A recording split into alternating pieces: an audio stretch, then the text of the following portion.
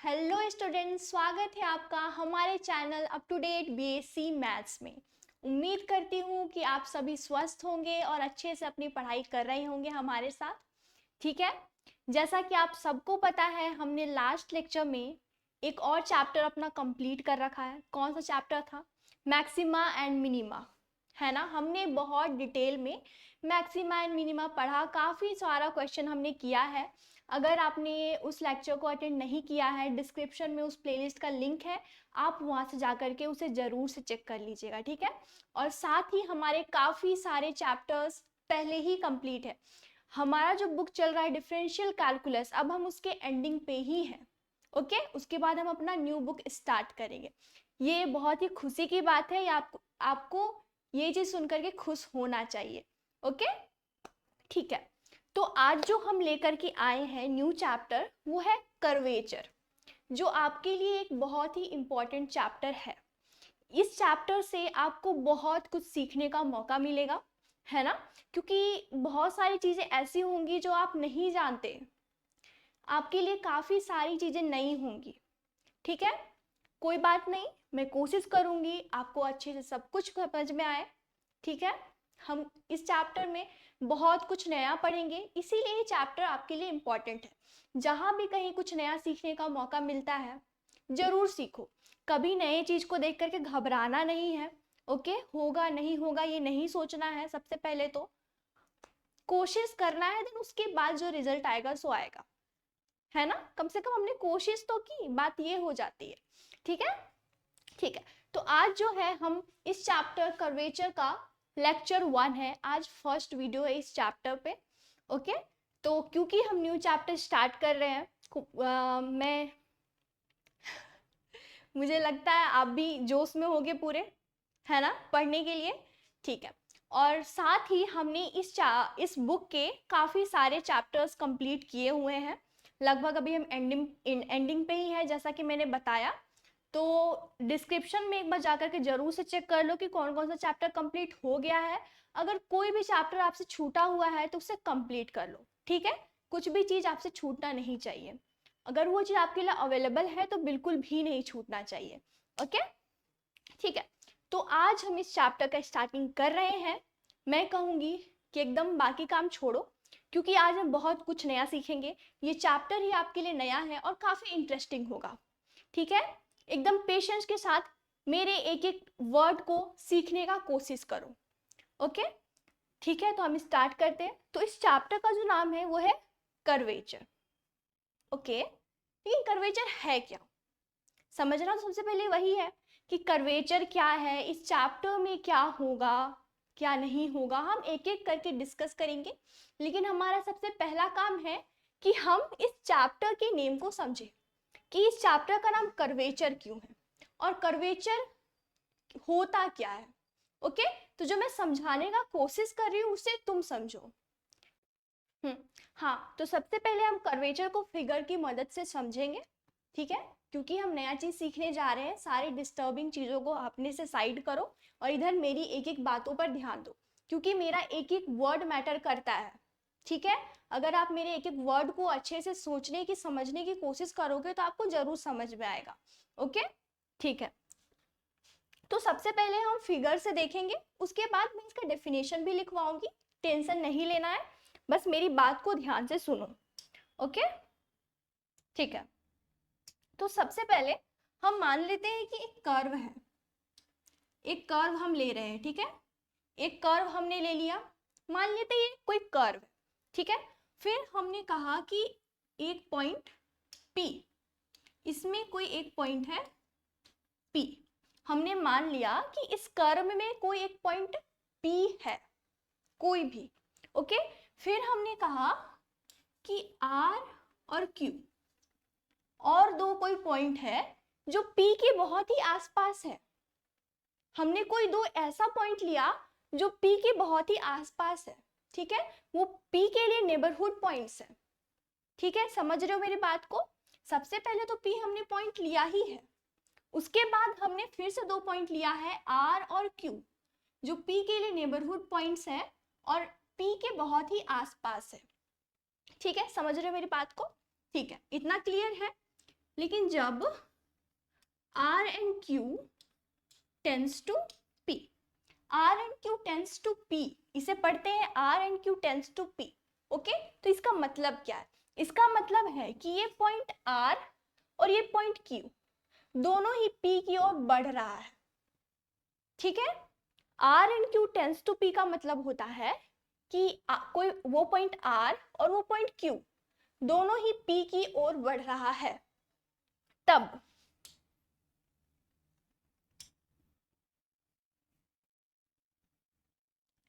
एक सर्कल बनता है। ओके, एक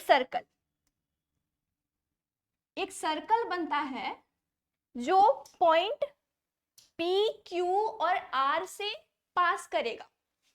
ठीक है, जब R और Q P के पास जा रहा है तो कहीं इधर इधर पहुंच जाएगा। समझ रहे हो मेरी बात को? जब वो P के पास जा रहा है तो इधर बहुत पास पहुंच जाएगा और फिर इन तीनों पॉइंट्स को कनेक्ट करते हुए एक सर्कल बन रहा है। और इंपॉर्टेंट बात यह है कि केवल एक ही सर्कल बन सकता है, उससे ज्यादा नहीं। ठीक है, केवल एक ही सर्कल बन सकता है through P, Q and R। ठीक है, तो जो सर्कल बनता है, जो सर्कल बन रहा है उसे हम सर्कल ऑफ कर्वेचर। कोई बात नहीं, मैं और एक बार समझा रही हूं, आप देखो। सबसे पहले हमने एक कर्व लिया, उसमें एक पॉइंट हमने P लिया, उसके बाद हमने फिर से दो पॉइंट लिया R एंड Q जो P के बहुत ही आसपास है, जिसे हम नेबरहुड पॉइंट्स कह रहे हैं। ठीक है, लेकिन जब R and Q tends to P होगा, R और Q दोनों ही P की तरफ जा रहा है और फिर एक सर्कल बनता है through P, Q and R, तीनों पॉइंट्स को मिलाकर के एक सर्कल बनता है। ओके, और इंपॉर्टेंट बात यह है कि केवल एक ही सर्कल बन सकता है, ऐसा उससे ज्यादा बिल्कुल भी नहीं, केवल एक ही सर्कल बन सकता है। उस सर्कल को हम कहते हैं सर्कल ऑफ कर्वेचर, और उसका कोई सेंटर भी होगा, है ना? एकदम से बात है, सर्कल है देन उसका कोई सेंटर भी होगा, उस सेंटर को हम कहेंगे सेंटर ऑफ कर्वेचर।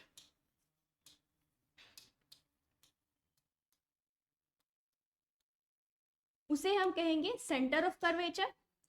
और एक सर्कल है तो उसका कोई रेडियस भी होगा, और उस रेडियस को हम कहेंगे radius of curvature.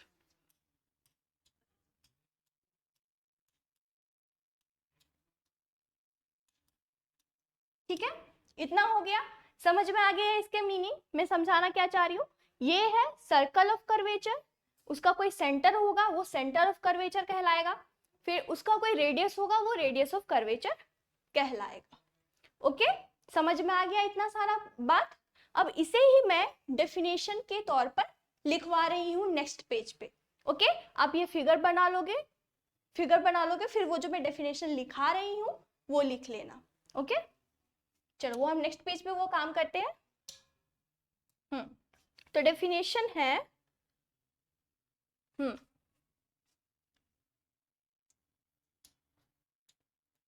Late P be any point on curve. ठीक है, let P be any point on curve, then we take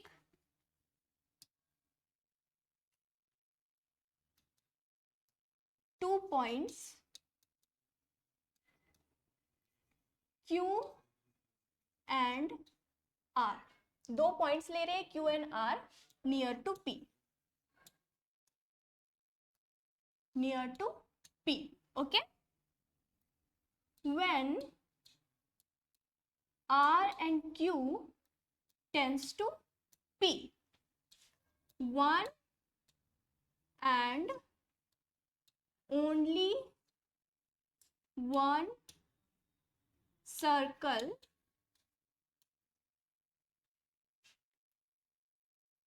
pass through points P, Q and R. Okay, that circle that circle is called circle of curvature,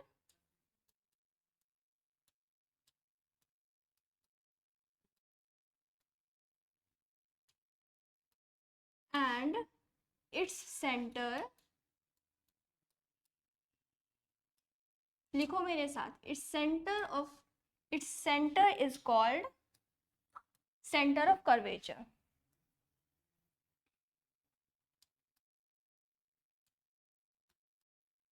Center of curvature, and its radius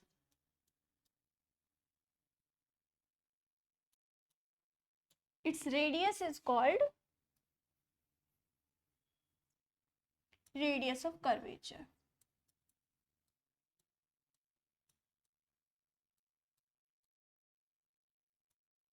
ठीक है, अगर आप इस पूरे definition को अच्छे से पढ़ो तो आपको ये क्लियरली समझ में आएगा कि जो मैंने कहा है वही मैंने लिखा है. ओके, ठीक है, मैंने बहुत इजी वर्ड्स में इसे लिखाने की कोशिश की है, इसे डिफाइन करने की कोशिश की है. ठीक है, देखो, let P be any point on curve. P हमने एक पॉइंट ले लिया कर्व पे, then we take 2 points Q and R near to P. Then फिर हमने 2 पॉइंट लिया very near to P. Okay, Q and R हमने 2 पॉइंट्स लिया. उसके बाद when R and Q tends to P, जब R और Q दोनों पॉइंट P की तरफ बढ़ रहा है, then one and only one circle pass through points P, Q and R. जब पास पहुंच जाएगा वो दोनों पॉइंट, तो P, Q, R तीनों पॉइंट से एक सर्कल पास करेगा. केवल एक ही सर्कल ऐसा पास कर सकता है. ठीक है, तो उस सर्कल को हम कहते हैं सर्कल ऑफ कर्वेचर, और उसका जो सेंटर होगा उसे हम कहेंगे सेंटर ऑफ कर्वेचर, और उसका रेडियस को हम कहेंगे रेडियस ऑफ कर्वेचर. ठीक है, समझ में आ गई इतनी बात? ठीक है, हमने इतना सारा काम कर लिया, लेकिन कर्वेचर है क्या? हमने centre of circle of curvature देखा, centre of curvature, radius of curvature, लेकिन कर्वेचर क्या? ठीक है, वो समझो सबसे. हाँ, तो अभी हमने देखा रेडियस ऑफ कर्वेचर भी, कि सर्कल ऑफ कर्वेचर का जो रेडियस होता है उसे हम रेडियस ऑफ कर्वेचर कहते हैं. तो सबसे पहले आप ये जानो कि रेडियस ऑफ कर्वेचर को हम डिनोट कैसे करते हैं. Radius of curvature is denoted by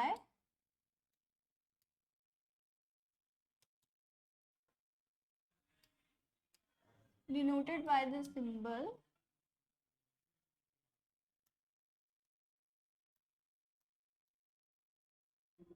रो. ठीक है, ये रो है, इसे हम रो पढ़ते हैं. ठीक है, क्या पढ़ते हैं? रो. तो रेडियस ऑफ कर्वेचर को हम इस रो से डिनोट करते हैं. तो रेडियस ऑफ कर्वेचर का जो रेसिप्रोकल होता है वही हमारा कर्वेचर कहलाता है. ठीक है, reciprocal of radius of curvature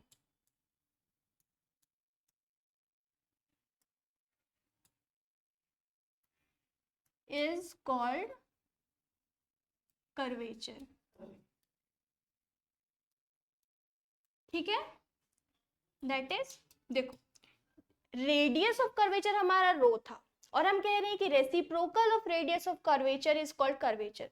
तो कर्वेचर का मतलब 1/रो, रेडियस ऑफ कर्वेचर का रेसिप्रोकल.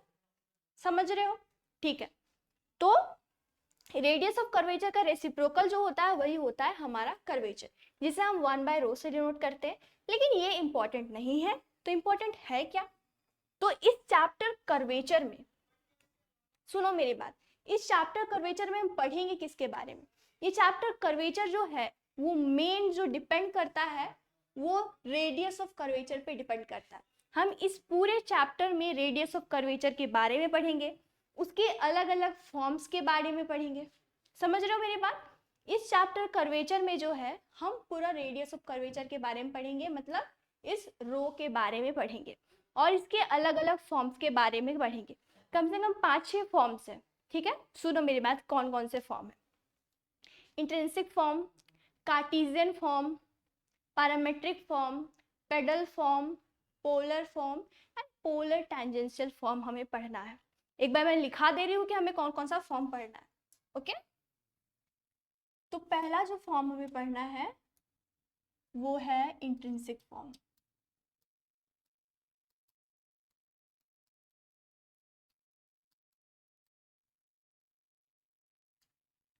दूसरा कार्टेशियन फॉर्म।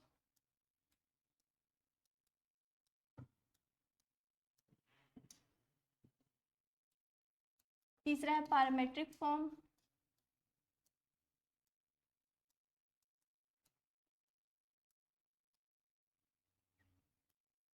चौथा है हमारा पेडल फॉर्म।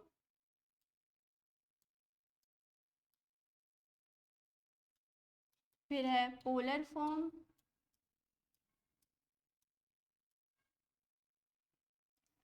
एंड सिक्स्थ है हमारा पोलर टेंजेंशियल फॉर्म।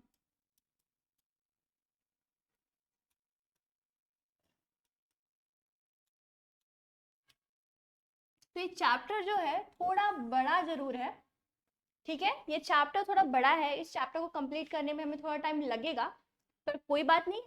मैटर क्या करता है कि आप चीज़ें अच्छे से सीखते हो या नहीं, ठीक है। तो अगर आप हमारे साथ जुड़े हुए हैं तो आप चीज़ें डेफिनेटली अच्छे से सीखोगे। बस पेशेंस के साथ आपको पूरी वीडियो देखनी है, ठीक है। हाँ, तो इस पूरे चैप्टर में हम रेडियस ऑफ कर्वेचर के बारे में पढ़ेंगे, और वो भी डिफरेंट डिफरेंट फॉर्म्स में। हमें ये सारा फॉर्म पढ़ना है, हमें ये सारा फॉर्म एक एक करके कंप्लीट करना है। हम किसी को भी स्किप नहीं कर सकते और आप भी नहीं कर सकते। ये पूरा चैप्टर आपके लिए बहुत इंपॉर्टेंट है, ठीक है। तो हम एक एक करके एक एक फॉर्म कंप्लीट करते जाएंगे, ठीक है। तो आज की वीडियो में जो है हम इंट्रिंसिक फॉर्म के बारे में पढ़ेंगे, इंट्रिंसिक फॉर्म पढ़ेंगे, ठीक है। ये सारा जो मैंने लिखा है ये आपको नया लग रहा होगा, पर कोई बात नहीं, मैं सारे फॉर्म के बारे में अच्छे से एक्सप्लेन करूंगी ताकि आपको थोड़ा अच्छा लगे, ओके। अभी देख करके लग रहा होगा कि पता नहीं क्या है ये सब, पर कोई बात नहीं, आप बस समझने की कोशिश करो। तो आज की वीडियो में पढ़ेंगे इंट्रिंसिक फॉर्म के बारे में। तो हम स्टार्ट करते हैं, ये सारे पार्ट को हम नेक्स्ट क्लास के लिए बचा के रखते हैं। आज हम पढ़ेंगे इंट्रिंसिक फॉर्म। तो आप अब हेडिंग डाल लो, radius of curvature in intrinsic form.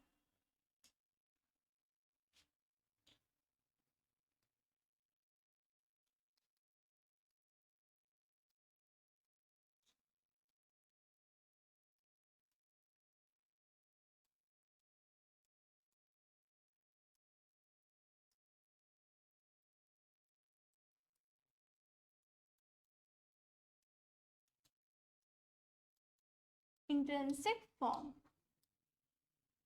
ठीक है। तो सबसे पहली बात जो आपको समझना है, क्योंकि मुझे लगता है कि आप इंट्रिंसिक फॉर्म जो है पहली बार ही सुन रहे होंगे, आपको इस फॉर्म के बारे में नहीं पता। जैसे कि कार्टेशियन फॉर्म है, हम उसके बारे में थोड़ा बहुत जानते हैं कि कार्टेशियन फॉर्म में जो है relation between X Y variables के बीच में रिलेशन होता है, एक्स और वाई जैसे वेरिएबल्स के बीच में रिलेशन होता है, जिसे हम कार्टेशियन फॉर्म कहते हैं, ठीक है। तो ये इंट्रिंसिक फॉर्म क्या है? इंट्रिंसिक फॉर्म में जो है, देखो नया टर्म है ये सब, आप बस मेरी बात को सुनो और समझो, मैं बता रही हूँ। इंट्रिंसिक फॉर्म में जो है ये होता है relation between S and Sai, ठीक है। इसमें क्या होता है? Relation between S and Sai, small S and Sai. इसे हम साई पढ़ते हैं, देखो मैं कैसा कर रही हूँ, ऐसे और ऐसे, इसे हम साई पढ़ते हैं, ठीक है। Relation between S and Sai. तो इसमें हो सकता है कि फंक्शन कुछ ऐसा गिवन हो कि s is equal to function of psi और psi is equal to function of s, कुछ भी हो सकता है। इस टाइप के फंक्शंस हो सकते हैं, मतलब s और साई में जो रिलेशन होगा, ठीक है, वैसे फंक्शन वो सारे फंक्शन जो होंगे वो इंट्रिंसिक फॉर्म वाले फंक्शन होंगे, ठीक है। लेकिन क्वेश्चन अब ये आता है कि s और साई है क्या? समझना तो वो भी है कि एस क्या है, साई क्या है, ठीक है। मैं समझा रही हूँ, आप समझो। सबसे पहले मैं कोऑर्डिनेट एक्सेस बना रही हूँ, ठीक है। ये रहेगा हमारा वाई एक्सेस और ये रहेगा हमारा एक्स एक्सेस। ये हमारा एक्स एक्सिस है और ये हमारा वाई एक्सिस है।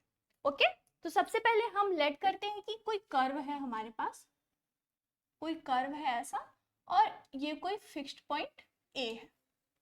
ओके, हम मान लेते हैं पी में कोई पॉइंट, सॉरी इस कर्व में कोई पॉइंट एक पी है।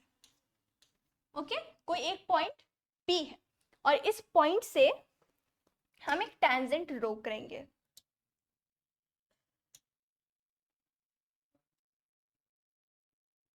इस पॉइंट P से हम एक टेंजेंट ड्रॉ करेंगे जो एक्स एक्सिस को कट करेगा।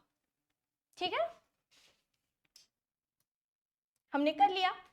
सबसे पहले ये कोई कर्व है, यहाँ कोई फिक्स्ड पॉइंट A है और इस कर्व में एक पॉइंट P है।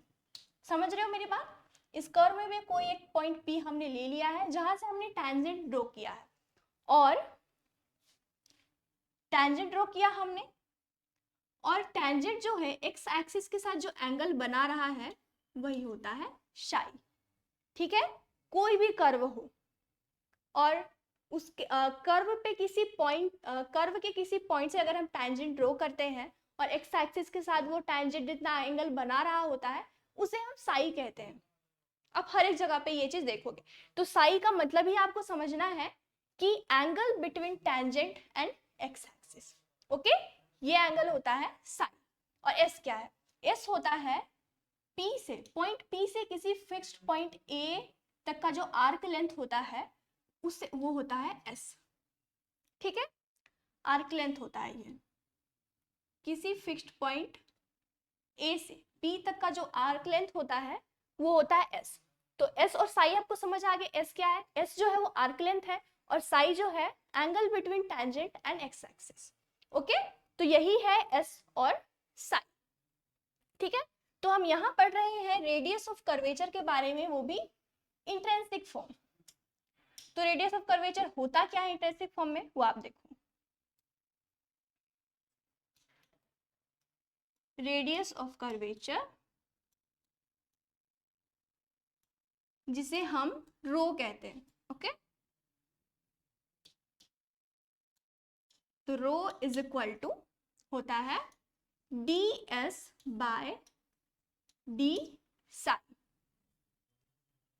ठीक है, देखो radius of curvature in intrinsic form rho is equal to D S by D psi. जहां एस और साई, कहीं भी एस और साई दिख रहा है इसका मतलब ही आपको समझना है कि ये इंट्रिंसिक फॉर्म है। ओके, एस और साई जहां दिख रहा है ये इंट्रिंसिक फॉर्म है। तो rho is equal to D S by D psi होता है, ये डेरिवेटिव है। ठीक है, D S by D psi, इसमें हम क्वेश्चन करेंगे आपको और ज्यादा क्लियर होगा। ठीक है, मेन इंपॉर्टेंट चक्कर इसमें यही है, आपको ये जानना था radius of curvature in intrinsic form जो होता है rho is equal to D S by D psi. रट लो, rho is equal to D S by D psi. ठीक है, अब हम क्वेश्चन करते हैं। अब आप क्वेश्चन देखो।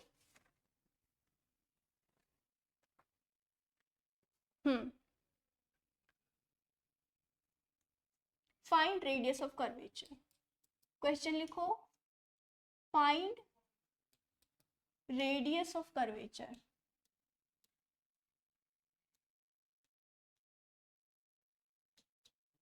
अगर आपको फंक्शन दिया हुआ है s is equal to 4a sine psi, okay, 4a sine psi आपको फंक्शन दिया हुआ है, आपको मांग रहा है रेडियस ऑफ कर्वेचर फाइंड करने को, कि फाइंड रेडियस ऑफ कर्वेचर।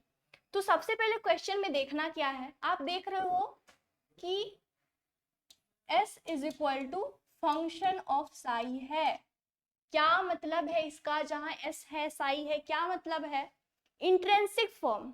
ये आपके दिमाग में आना चाहिए, क्योंकि जैसा कि मैंने बताया कि रेडियस ऑफ कर्वेचर का बहुत सारा फॉर्म हम पढ़ेंगे। ठीक है, तो जहां एस और साई आएगा आपको दिमाग में क्लिक करना चाहिए कि हाँ इंट्रिंसिक फॉर्म है, हम उसी फॉर्म को यूज करेंगे, उसी फॉर्म का यूज करके हम रेडियस ऑफ कर्वेचर निकालेंगे। ठीक है, तो हमने क्या देखा है radius of curvature? D S by D psi. इसका मतलब क्या है कि एस कोई फंक्शन है जिसे हम साई के रेस्पेक्ट में डेरिवेटिव कर रहे हैं। ठीक है, यही मतलब है उसका। तो इसमें कुछ काम तो हमें करना नहीं है, जो हमें गिवन है फंक्शन उसे हम बस साई के रिस्पेक्ट में डेरिवेटिव करेंगे, ठीक है। तो देखो ds by D psi is equal to 4a तो कांस्टेंट है, और साइन साई का डेरिवेटिव क्या होता है, कोस साई, ठीक है, कोस साई।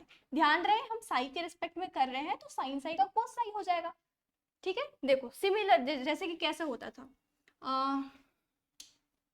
अगर y is equal to cos X है, ओके, तो हम इसका डेरिवेटिव करते थे x के रिस्पेक्ट में, तो वो क्या होता था माइनस साइन एक्स, ठीक है।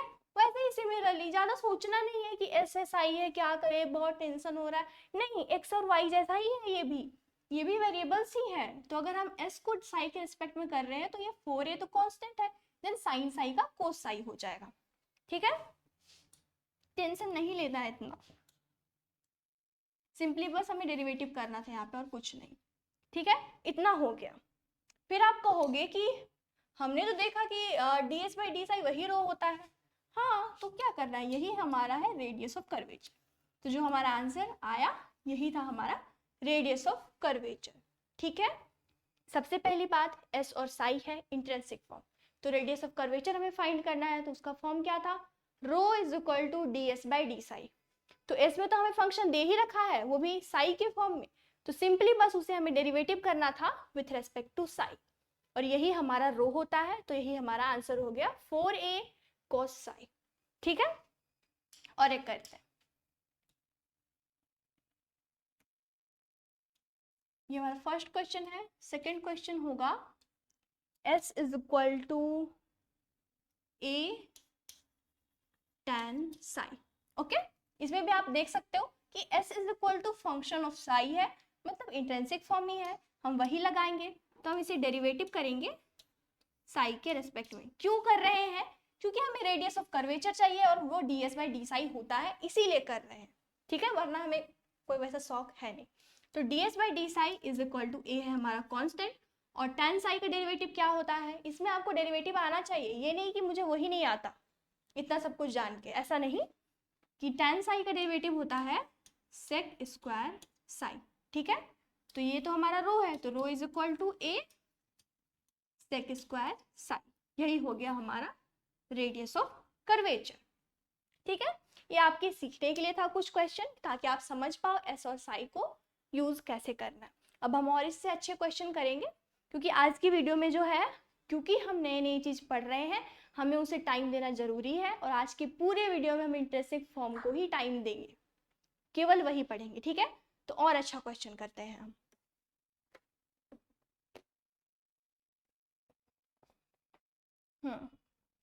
तो अब जो हम क्वेश्चन लेंगे, कौन सा,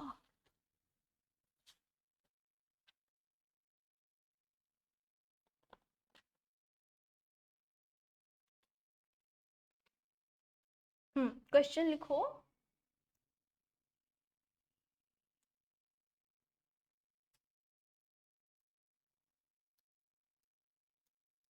फाइंड रेडियस ऑफ कर्वेचर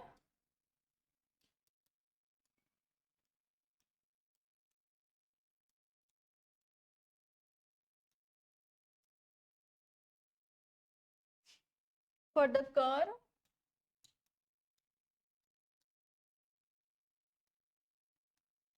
देखो कर्व दिया है हुआ है इसमें हमें y is equal to under root S square plus C square. ये है हमारा क्वेश्चन कि फाइंड रेडियस ऑफ कर्वेचर, क्या मतलब है, हमें रो फाइंड करना है, ठीक है, रेडियस ऑफ कर्वेचर हमें रो फाइंड करना है फॉर द कर्व, ये हमें कर्व दिया हुआ है।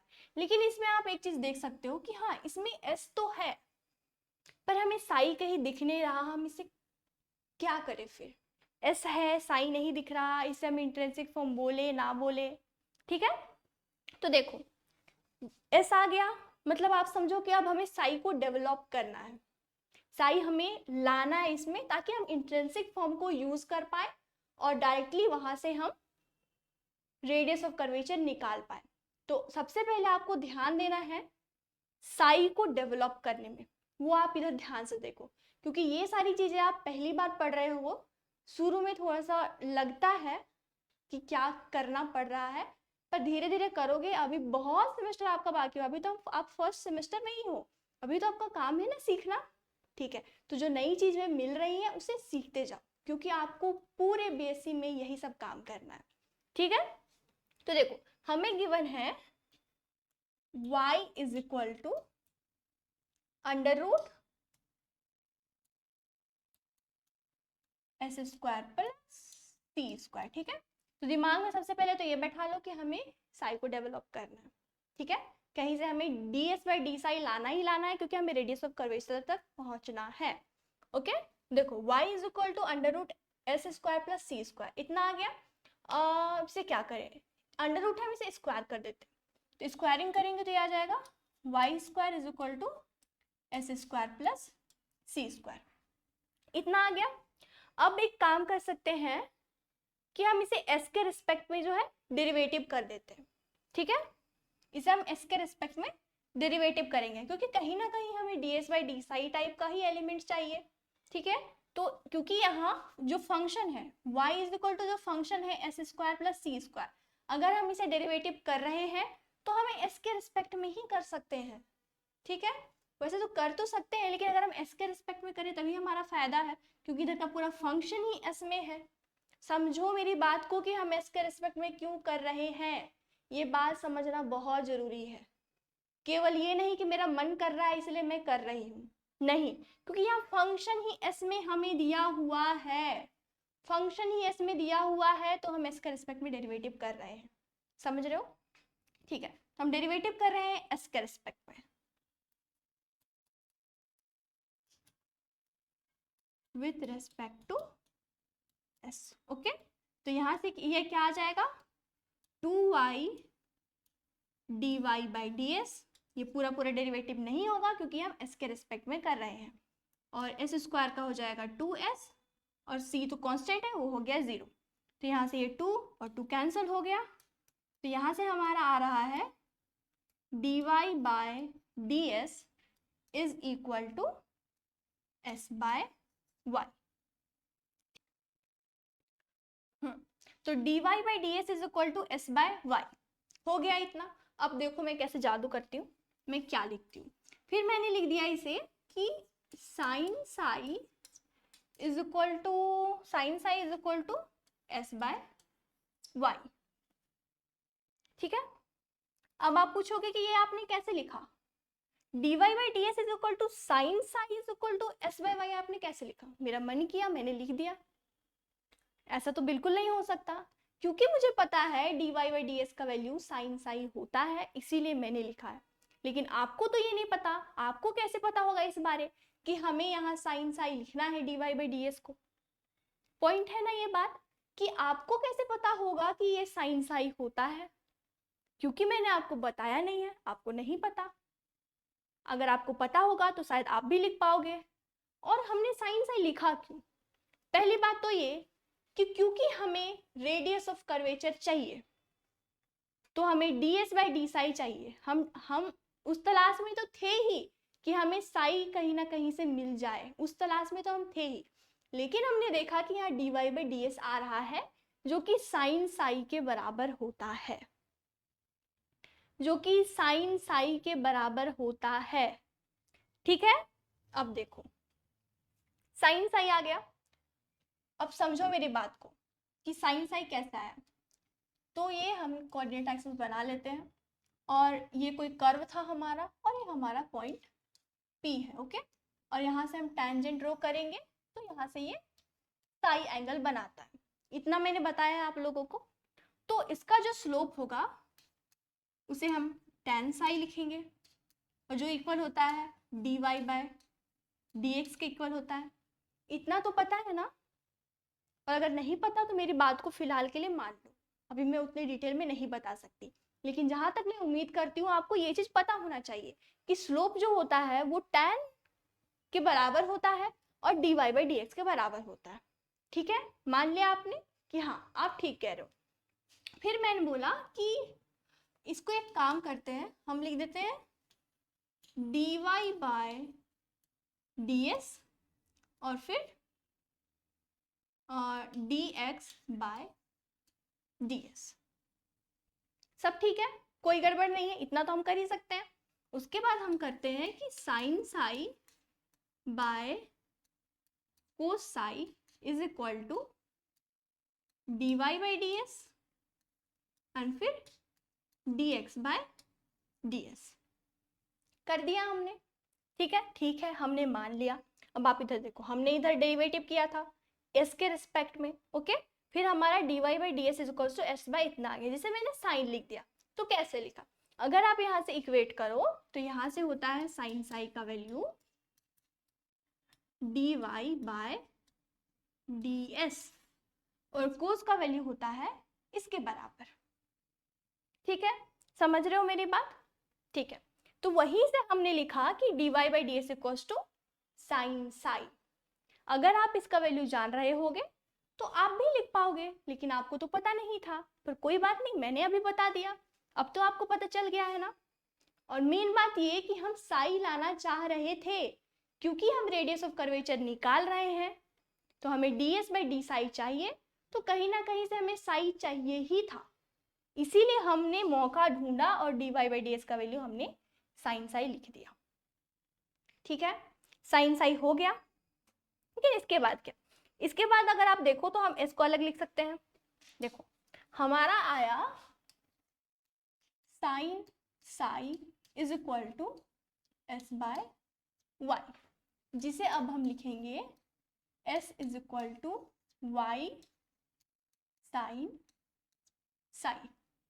अब आपको लग रहा होगा कि हाँ फंक्शन तो आ गया है, अब हम डायरेक्टली डेरिवेटिव करें तो हम पहुंच जाए, लेकिन ऐसा नहीं है। क्यों ऐसा नहीं है?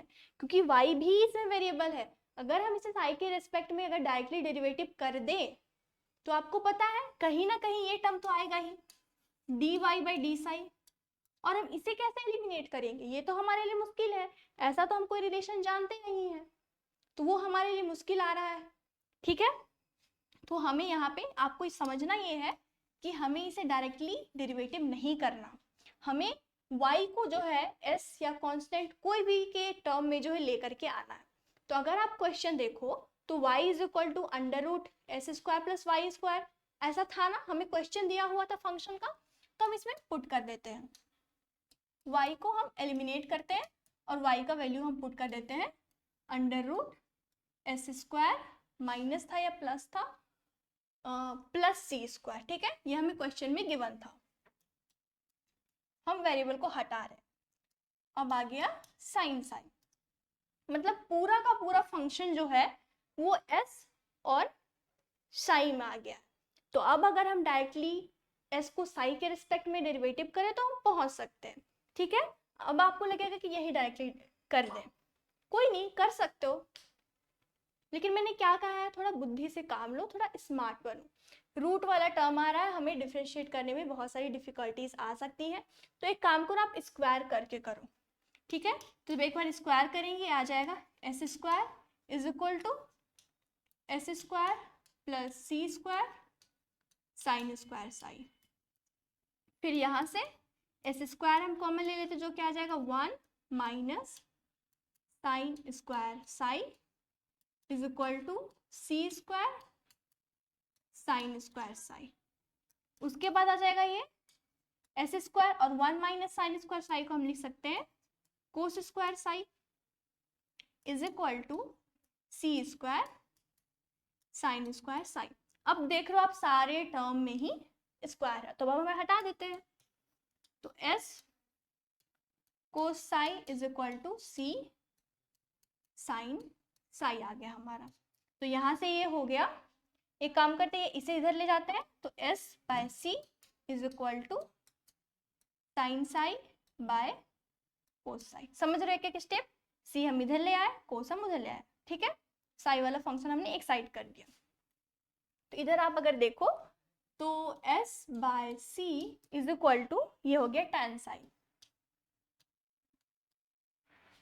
तो s is equal to C tan psi हमारा आ गया। अब अगर हम इसे डायरेक्टली साई के रिस्पेक्ट में डेरिवेटिव करेंगे तो अब हमारा काम बन सकता है।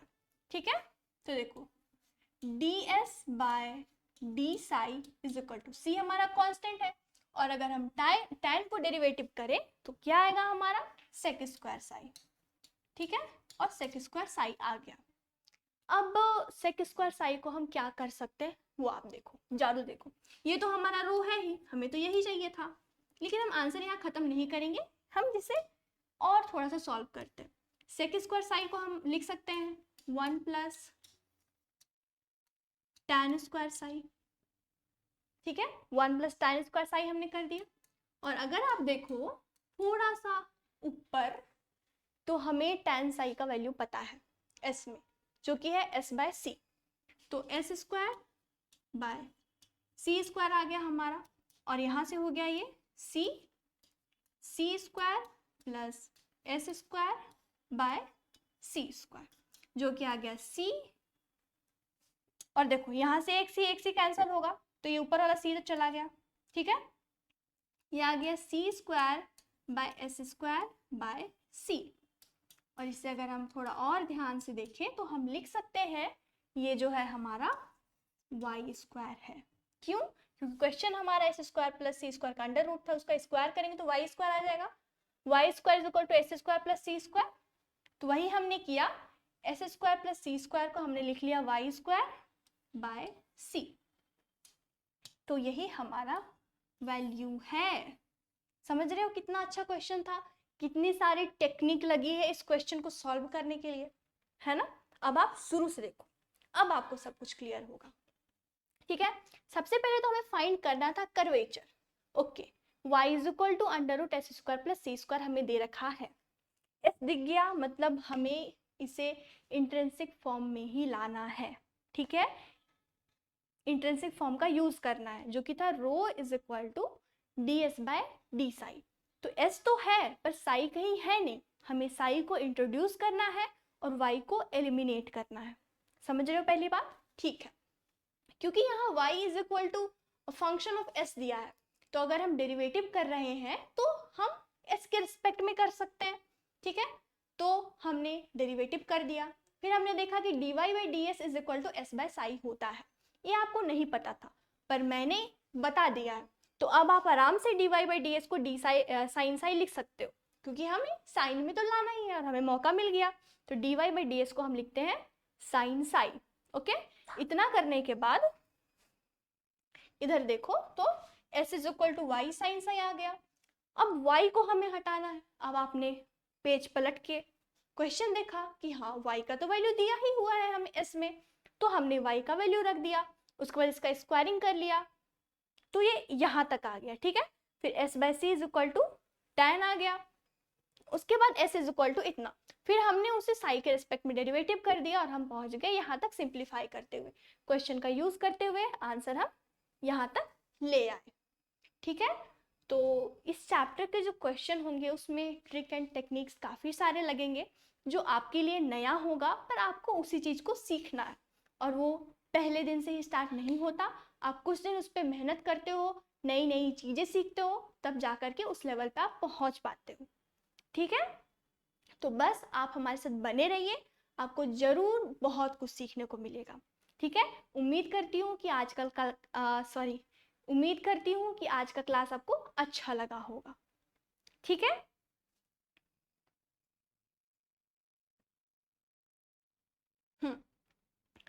तो इस क्वेश्चन से हमने स्टार्ट किया था, और साथ ही आज हमने स्टार्ट किया radius of curvature in intrinsic form. तो इंट्रिंसिक फॉर्म होता है एस और साई में रिलेशन, एस और साई क्या है वो भी मैंने बता दिया है, और रेडियस ऑफ कर्वेचर ये आपको याद रखना है D S by D Sai. और अगर ऐसा सिंपल क्वेश्चन रहा तो बहुत अच्छी बात है, ये तो आप डायरेक्टली कर ही लोगे क्योंकि ये पता ही है, ठीक है, ये होता है। और थोड़ा सा टेढ़ा मेढ़ा क्वेश्चन रहा तो कोई नहीं, आप थोड़ा सा काम करोगे उस पर तो आपको समझ में आ जाएगा कि एक एक स्टेप करना क्या है, ठीक है। तो आज हम इतना ही करेंगे, और कल जो है, कल न्यू क्लास में हम और एक फॉर्म देखेंगे, नया फॉर्म देखेंगे, ठीक है, कार्टेशियन फॉर्म देखेंगे हम। तो आज की क्लास में हमने किया इंट्रिंसिक फॉर्म, ओके। तो आज के लिए बस इतना ही करेंगे हम, और अब हम नेक्स्ट क्लास में मिलते हैं, ठीक है। उम्मीद करती हूँ कि आपको बहुत कुछ नया सीखने को मिला होगा, आपको क्लास अच्छी लगी होगी, ठीक है। Thank you.